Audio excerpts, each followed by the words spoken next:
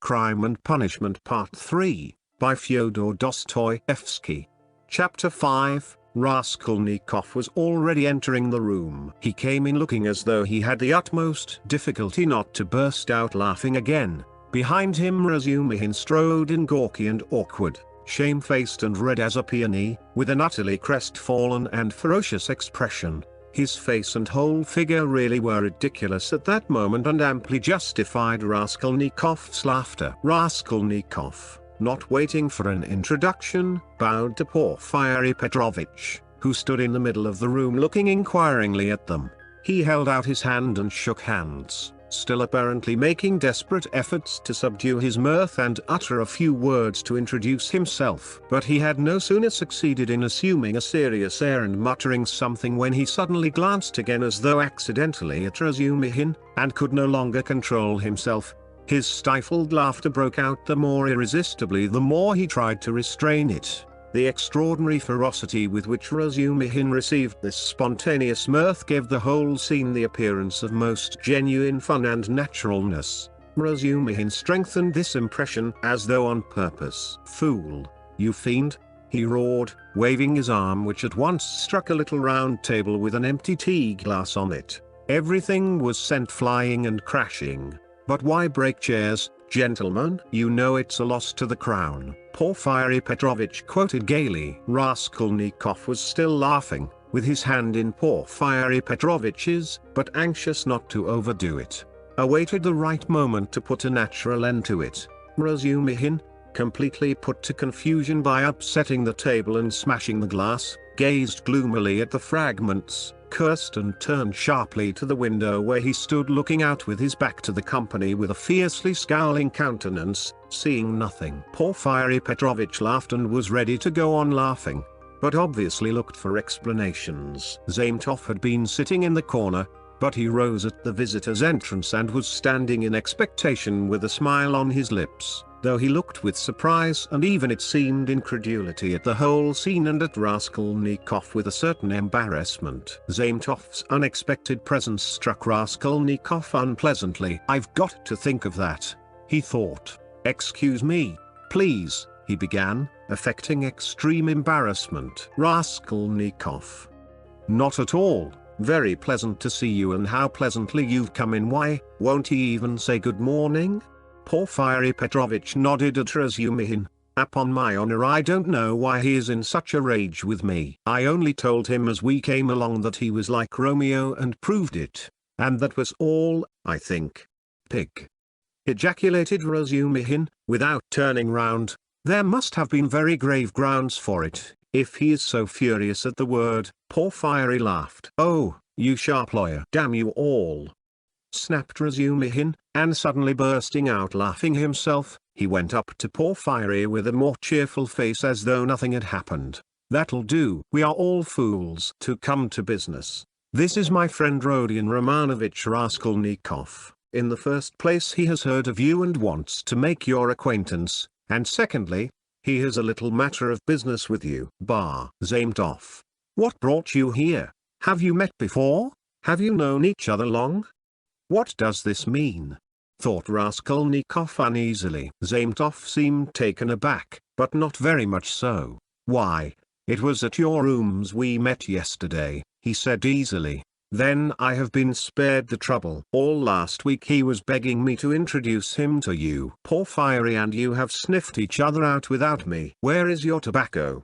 Porfiry Petrovitch was wearing a dressing gown, very clean linen, and trodden down slippers. He was a man of about 35, short, stout even to corpulence, and clean-shaven.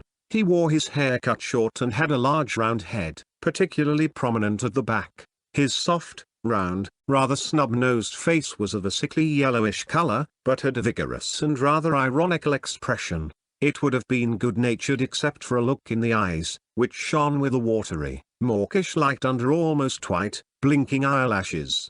The expression of those eyes was strangely out of keeping with his somewhat womanish figure, and gave it something far more serious than could be guessed at first sight. As soon as Porfiry Petrovitch heard that his visitor had a little matter of business with him, He begged him to sit down on the sofa and sat down himself on the other end, waiting for him to explain his business, with that careful and over-serious attention which is at once oppressive and embarrassing, especially to a stranger, and especially if what you are discussing is in your opinion of far too little importance for such exceptional solemnity. But in brief and coherent phrases Raskolnikov explained his business clearly and exactly, and was so well satisfied with himself that he even succeeded in taking a good look at Porfiry. Porfiry Petrovitch did not once take his eyes off him.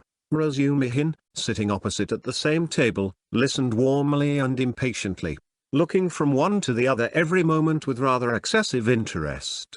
Fool, Raskolnikov swore to himself. You have to give information to the police. Porfiry replied, with a most businesslike air, that having learnt of this incident, that is of the murder, you beg to inform the lawyer in charge of the case that such and such things belong to you, and that you desire to redeem them or but they will write to you. That's just the point. That at the present moment, Raskolnikov tried his utmost to feign embarrassment. I am not quite in funds and even this trifling sum is beyond me. I only wanted, you see, for the present to declare that the things are mine, and that when I have money. That's no matter, answered Porfiry Petrovitch, receiving his explanation of his pecuniary position coldly, but you can, if you prefer, write straight to me, to say, that having been informed of the matter, and claiming such and such as your property, you beg. On an ordinary sheet of paper?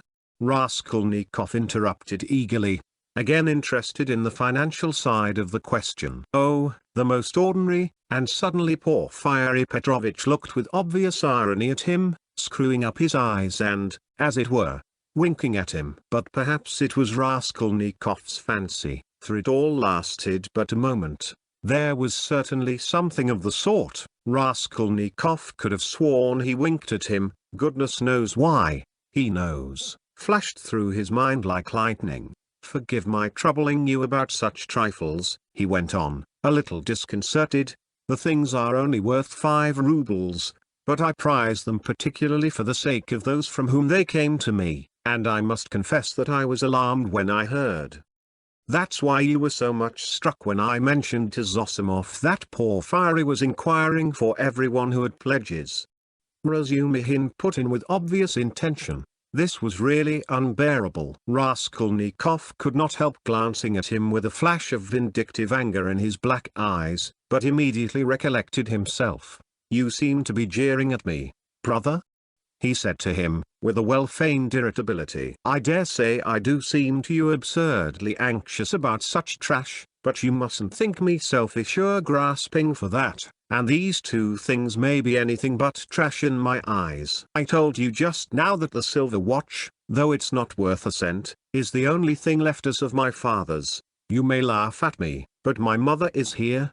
He turned suddenly to Porfiry, and if she knew. He turned again hurriedly to Razumihin, carefully making his voice tremble, that the watch was lost, she would be in despair. You know what women are? Not a bit of it. I didn't mean that at all. Quite the contrary, shouted Razumihin distressed. Was it right? Was it natural? Did I overdo it? Raskolnikov asked himself in a tremor. Why did I say that about women? Oh, your mother is with you? Porfiry Petrovitch inquired. Yes. When did she come? Last night. Porfiry paused as though reflecting. Your things would not in any case be lost, he went on calmly and coldly. I have been expecting you here for some time. And as though that was a matter of no importance, he carefully offered the ashtray to Razumihin, who was ruthlessly scattering cigarette ash over the carpet. Raskolnikov shuddered, but Porfiry did not seem to be looking at him, and was still concerned with Razumihin's cigarette. What? Expecting him? Why, did you know that he had pledges there? Cried Razumihin. Porfiry Petrovitch addressed himself to Raskolnikov. Your things, the ring and the watch, were wrapped up together, and on the paper your name was legibly written in pencil, together with the date on which you left them with her. How observant you are! Raskolnikov smiled awkwardly, doing his very utmost to look him straight in the face, but he failed, and suddenly added, I say that because I suppose there were a great many pledges that it must be difficult to remember them all, but you remember them all so clearly, and stupid, feeble. He thought, why did I add that? But we know all who had pledges, and you are the only one who hasn't come forward, Porfiry answered with hardly perceptible irony. I haven't been quite well. I heard that too. I heard, indeed, that you were in great distress about something. You look pale still. I am not pale at all, no, I am quite well, Raskolnikov snapped out rudely and angrily, completely changing his tone. His anger was mounting. He could not repress it. And in my anger I shall betray myself, flashed through his mind again. Why are they torturing me? Not quite well. Razumihin caught him up. What next? He was unconscious and delirious all yesterday. Would you believe, Porfiry, as soon as our backs were turned, he dressed, though he could hardly stand, and gave us the slip and went off on a spree somewhere till midnight, delirious all the time. Would you believe it? Extraordinary. Really delirious? You don't say so. Porfiry shook his head in a womanish way. Nonsense. Don't you believe it? But you don't believe it anyway. Raskolnikov let slip in his anger. But Porfiry Petrovitch did not seem to catch those strange words. But how could you have gone out if you hadn't been delirious? Razumihin got hot suddenly. What did you go out for? What was the object of it? And why on the sly? Were you in your senses when you did it? Now that all danger is over I can speak plainly. I was awfully sick of them yesterday. Raskolnikov addressed Porfiry suddenly with a smile of insolent defiance. I ran away from them to take lodgings where they wouldn't find me, and took a lot of money with me. Mr. Zametov there saw it. I say, Mr. Zametov, was I sensible or delirious yesterday? Settle our dispute. He could have strangled Zametov at that moment, so hateful were his expression and his silence to him.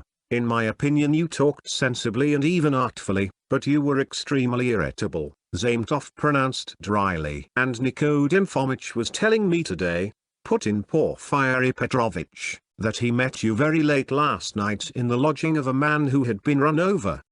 And there, said Razumihin, weren't you mad then? You gave your last penny to the widow for the funeral. If you wanted to help, give 15 or 20 even, but keep 3 rubles for yourself at least. But he flung away all the 25 at once. Maybe I found a treasure somewhere and you know nothing of it. So that's why I was liberal yesterday. Mr. Zametov knows I've found a treasure. Excuse us, please, for disturbing you for half an hour with such trivialities, he said, turning to Porfiry Petrovitch, with trembling lips. We are boring you, aren't we? Oh no. Quite the contrary. Quite the contrary. If only you knew how you interest me. It's interesting to look on and listen, and I am really glad you have come forward at last. But you might give us some tea. My throat's dry, cried Razumihin. Capital idea. Perhaps we will all keep you company. Wouldn't you like something more essential before tea? Get along with you. Porfiry Petrovitch went out to order tea. Raskolnikov's thoughts were in a whirl. He was in terrible exasperation. The worst of it is they don't disguise it, they don't care to stand on ceremony. And how if you didn't know me at all? Did you come to talk to Nikodym Fomitch about me? So they don't care to hide that they are tracking me like a pack of dogs. They simply spit in my face. He was shaking with rage. Come. Strike me openly, don't play with me like a cat with a mouse. It's hardly civil, Porfiry Petrovitch, but perhaps I won't allow it. I shall get up and throw the whole truth in your ugly faces, and you'll see how I despise you. He could hardly breathe. And what if it's only my fancy? What if I am mistaken, and through inexperience I get angry and don't keep up my nasty part? Perhaps it's all unintentional. All their phrases are the usual ones, but there is something about them. It all might be said, but there is something. Why did he say bluntly, with her? Why did Zametov add that I spoke artfully? Why do they speak in that tone? Yes, the tone Razumihin is sitting here. Why does he see nothing? That innocent blockhead never does see anything. Feverish again. Did Porfiry wink at me just now? Of course it's nonsense. What could he wink for? Are they trying to upset my nerves, or are they teasing me? Either it's ill fancy or they know. Even Zametov is rude. Is Zametov rude? Zametov has changed his mind. I foresaw he would change his mind. He is at home here, while it's my first visit. Porfiry does not consider him a visitor, sits with his back to him. They're as thick as thieves, no doubt, over me. Not a doubt they were talking about me before we came. Do they know about the flat? If only they'd make haste. When I said that I ran away to take a flat, he let it pass. I put that in cleverly, about to flat. It may be of use afterwards. Delirious. Indeed, ha ha ha. He knows all about last night. He didn't know of my mother's arrival. The hag had written the date on in pencil. You are wrong. You won't catch me.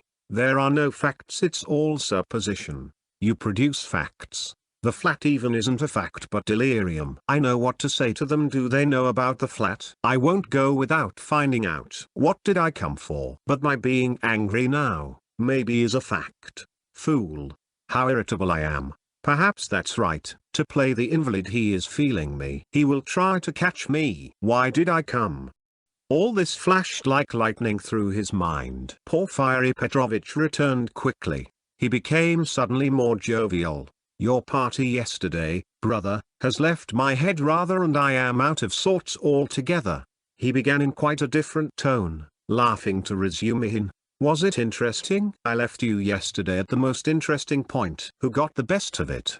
Oh, no one, of course. They got on to everlasting questions, floated off into space. Only fancy, Rodia, what we got onto yesterday. Whether there is such a thing as crime. I told you that we talked our heads off. What is there strange? It's an everyday social question, Raskolnikov answered casually. The question wasn't put quite like that, observed Porfiry. Not quite, that's true. Razumihin agreed at once, getting warm and hurried as usual. Listen, Rodion, and tell us your opinion. I want to hear it. I was fighting tooth and nail with them and wanted you to help me. I told them you were coming. It began with the socialist doctrine. You know their doctrine. Crime is a protest against the abnormality of the social organization, and nothing more, and nothing more. No other causes admitted? You are wrong there, cried Porfiry Petrovitch. He was noticeably animated and kept laughing as he looked at Razumihin, which made him more excited than ever.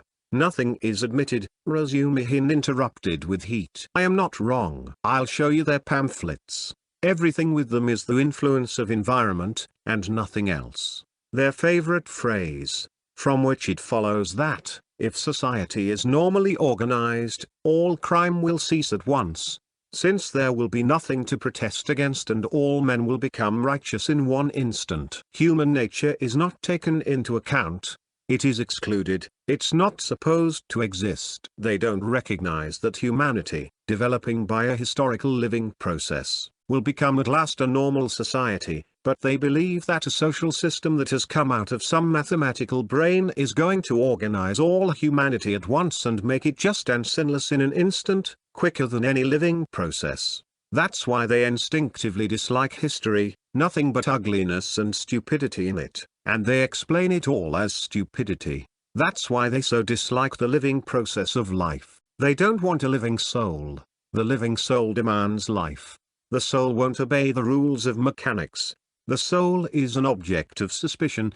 The soul is retrograde. But what they want, though it smells of death and can be made of India or rubber, at least is not alive, has no will, is servile and won't revolt. And it comes in the end to their reducing everything to the building of walls and the planning of rooms and passages in a phalanstery. The phalanstery is ready, indeed. But your human nature is not ready for the phalanstery. It wants life. It hasn't completed its vital process. It's too soon for the graveyard. You can't skip over nature by logic. Logic presupposes 3 possibilities. But there are millions. Cut away a million, and reduce it all to the question of comfort. That's the easiest solution of the problem. It's seductively clear, and you mustn't think about it. That's the great thing. You mustn't think. The whole secret of life in 2 pages of print. Now he is off, beating the drum. Catch hold of him, do. laughed Porfiry. Can you imagine? He turned to Raskolnikov. 6 people holding forth like that last night, in one room, with punch as a preliminary. No, brother, you are wrong. Environment accounts for a great deal in crime, I can assure you of that. Oh, I know it does, but just tell me, a man of 40 violates a child of 10. Was it environment drove him to it? Well, strictly speaking, it did, Porfiry observed with noteworthy gravity. A crime of that nature may be very well ascribed to the influence of environment. Razumihin was almost in a frenzy. Oh, if you like, he roared. I'll prove to you that your white eyelashes may very well be ascribed to the Church of Ivan the Great's being 250 feet high. And I will prove it clearly, exactly, progressively, and even with a liberal tendency. I undertake to. Will you bet on it? Done. Let's hear, please, how he will prove it. He is always humbugging, confound him, cried Razumihin, jumping up and gesticulating. What's the use of talking to you? He does all that on purpose. You don't know him, Rodion. He took their side yesterday, simply to make fools of them, and the things he said yesterday. And they were delighted. He can keep it up for a fortnight together. Last year he persuaded us that he was going into a monastery. He stuck to it for 2 months. Not long ago he took it into his head to declare he was going to get married, that he had everything ready for the wedding. He ordered new clothes indeed. We all began to congratulate him. There was no bride, nothing, all pure fantasy. Ah, you are wrong. I got the clothes before. It was the new clothes in fact that made me think of taking you in. Are you such a good dissembler? Raskolnikov asked carelessly. You wouldn't have supposed it, eh? Wait a bit, I shall take you in, too. Ha ha ha. No, I'll tell you the truth. All these questions about crime, environment, children, recall to my mind an article of yours which interested me at the time, on crime or something of the sort. I forget the title. I read it with pleasure 2 months ago in the periodical review. My article? In the periodical review? Raskolnikov asked in astonishment. I certainly did write an article upon a book 6 months ago when I left the university, but I sent it to the weekly review. But it came out in the periodical. And the weekly review ceased to exist, so that's why it wasn't printed at the time. That's true, but when it ceased to exist, the weekly review was amalgamated with the periodical, and so your article appeared 2 months ago in the latter. Didn't you know? Raskolnikov had not known. Why, you might get some money out of them for the article. What a strange person you are. You lead such a solitary life that you know nothing of matters that concern you directly. It's a fact, I assure you. Bravo, Rodion. I knew nothing about it either, cried Razumihin. I'll run today to the reading room and ask for the number. 2 months ago? What was the date? It doesn't matter though, I will find it. Think of not telling us. How did you find out that the article was mine? It's only signed with an initial. I only learnt it by chance, the other day, through the editor. I know him. I was very much interested. I analyzed, if I remember, the psychology of a criminal before and after the crime. Yes.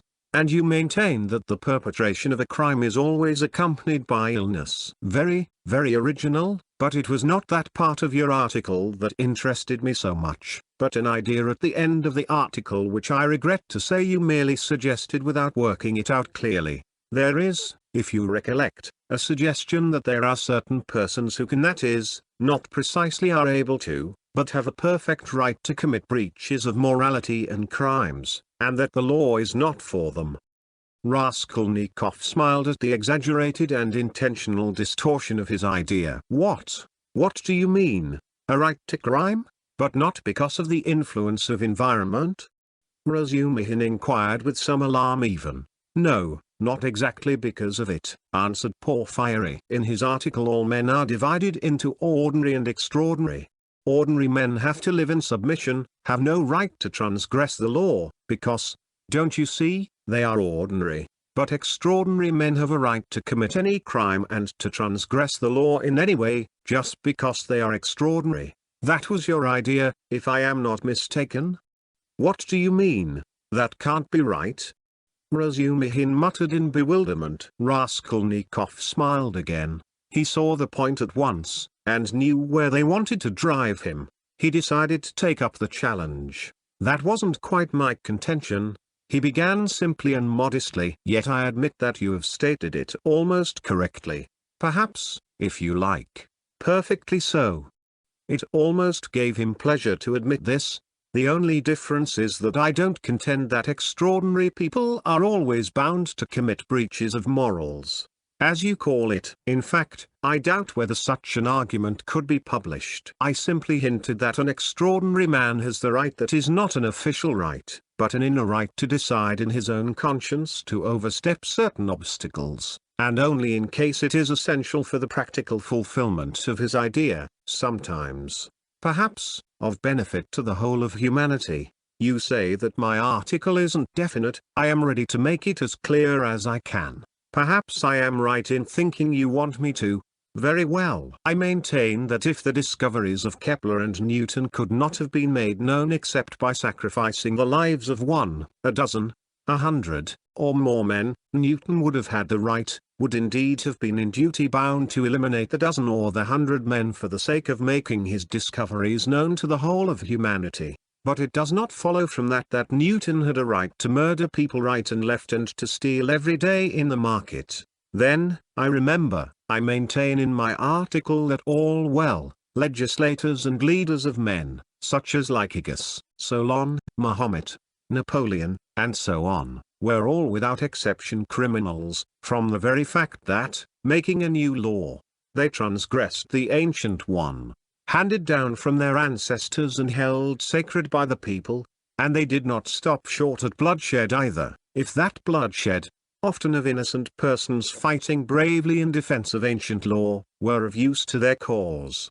It's remarkable, in fact, that the majority, indeed, of these benefactors and leaders of humanity were guilty of terrible carnage. In short, I maintain that all great men, or even men a little out of the common, that is to say capable of giving some new word, must from their very nature be criminals, more or less, of course. Otherwise it's hard for them to get out of the common rut, and to remain in the common rut is what they can't submit to, from their very nature again, and to my mind they ought not, indeed, to submit to it. You see that there is nothing particularly new in all that. The same thing has been printed and read 1,000 times before. As for my division of people into ordinary and extraordinary, I acknowledge that it's somewhat arbitrary, but I don't insist upon exact numbers. I only believe in my leading idea that men are in general divided by a law of nature into 2 categories. Inferior, ordinary, that is, so to say, material that serves only to reproduce its kind, and men who have the gift or the talent to utter a new word. There are, of course, innumerable subdivisions, but the distinguishing features of both categories are fairly well marked. The first category, generally speaking, are men conservative in temperament and law-abiding. They live under control and love to be controlled. To my thinking it is their duty to be controlled, because that's their vocation, and there is nothing humiliating in it for them. The second category all transgress the law. They are destroyers or disposed to destruction according to their capacities. The crimes of these men are of course relative and varied. For the most part they seek in very varied ways the destruction of the present for the sake of the better. But if such a one is forced for the sake of his idea to step over a corpse or wade through blood, he can, I maintain, find within himself, in his conscience, a sanction for wading through blood, that depends on the idea and its dimensions. Note that, it's only in that sense I speak of their right to crime in my article. You remember it began with the legal question. There's no need for such anxiety, however. The masses will scarcely ever admit this right. They punish them or hang them, more or less, and in doing so fulfill quite justly their conservative vocation. But the same masses set these criminals on a pedestal in the next generation and worship them, more or less. The first category is always the man of the present, the second the man of the future. The first preserve the world and people it, the second move the world and lead it to its goal. Each class has an equal right to exist. In fact, all have equal rights with me, and vive la guerre éternelle, till the New Jerusalem, of course. Then you believe in the New Jerusalem, do you? I do, Raskolnikov answered firmly, as he said these words, and during the whole preceding tirade he kept his eyes on one spot on the carpet. And do you believe in God? Excuse my curiosity. I do, repeated Raskolnikov, raising his eyes to Porfiry. And do you believe in Lazarus rising from the dead?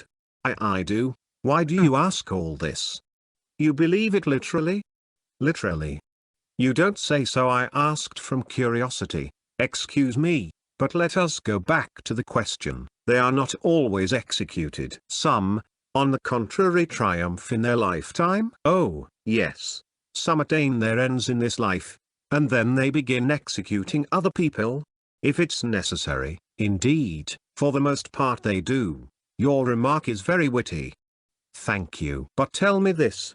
How do you distinguish those extraordinary people from the ordinary ones? Are there signs at their birth? I feel there ought to be more exactitude, more external definition. Excuse the natural anxiety of a practical law-abiding citizen, but couldn't they adopt a special uniform?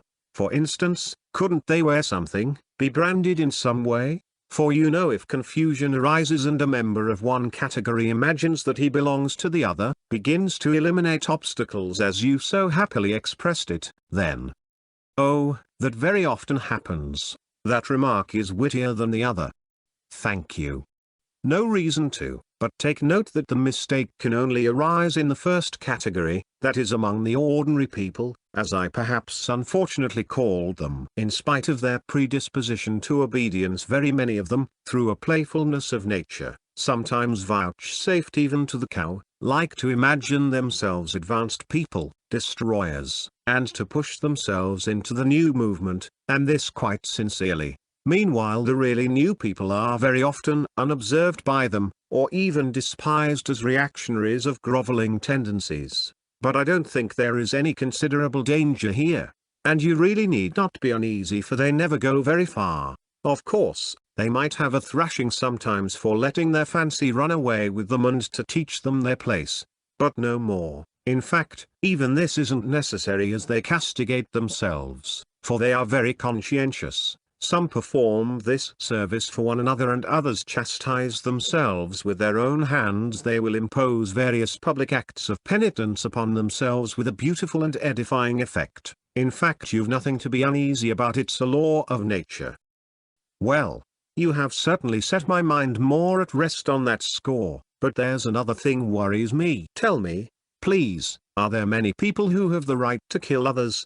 These extraordinary people? I am ready to bow down to them, of course, but you must admit it's alarming if there are a great many of them, eh? Oh, you needn't worry about that either, Raskolnikov went on in the same tone. People with new ideas, people with the faintest capacity for saying something new, are extremely few in number. Extraordinarily so, in fact. One thing only is clear, that the appearance of all these grades and subdivisions of men must follow with unfailing regularity some law of nature. That law, of course, is unknown at present, but I am convinced that it exists, and one day may become known. The vast mass of mankind is mere material, and only exists in order by some great effort, by some mysterious process, by means of some crossing of races and stocks, to bring into the world at last perhaps one man out of 1,000 with a spark of independence. 1 in 10,000 perhaps, I speak roughly, approximately, is born with some independence, and with still greater independence 1 in 100,000. The man of genius is one of millions, and the great geniuses, the crown of humanity, appear on earth perhaps 1 in many thousand millions. In fact, I have not peeped into the retort in which all this takes place. But there certainly is and must be a definite law. It cannot be a matter of chance. Why, are you both joking? Razumihin cried at last. There you sit, making fun of one another. Are you serious, Rodya? Raskolnikov raised his pale and almost mournful face and made no reply. and the unconcealed, persistent, nervous, and discourteous sarcasm of Porfiry seemed strange to Razumihin beside that quiet and mournful face. "Well, brother, if you are really serious, you are right, of course, in saying that it's not new, that it's like what we've read and heard 1,000 times already.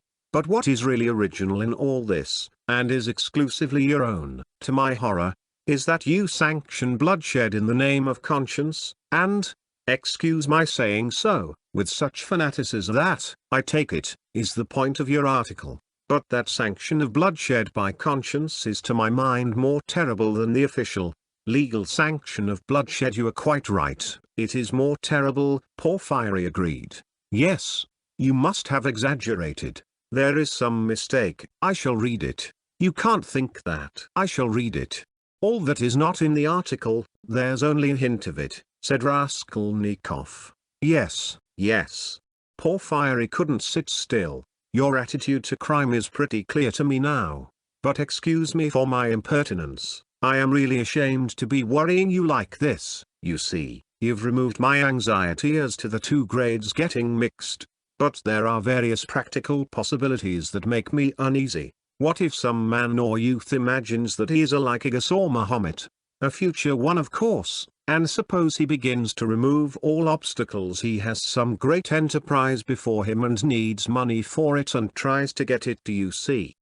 Zametov gave a sudden guffaw in his corner. Raskolnikov did not even raise his eyes to him. I must admit, he went on calmly, that such cases certainly must arise. The vain and foolish are particularly apt to fall into that snare, young people especially. Yes, you see. Well then? What then?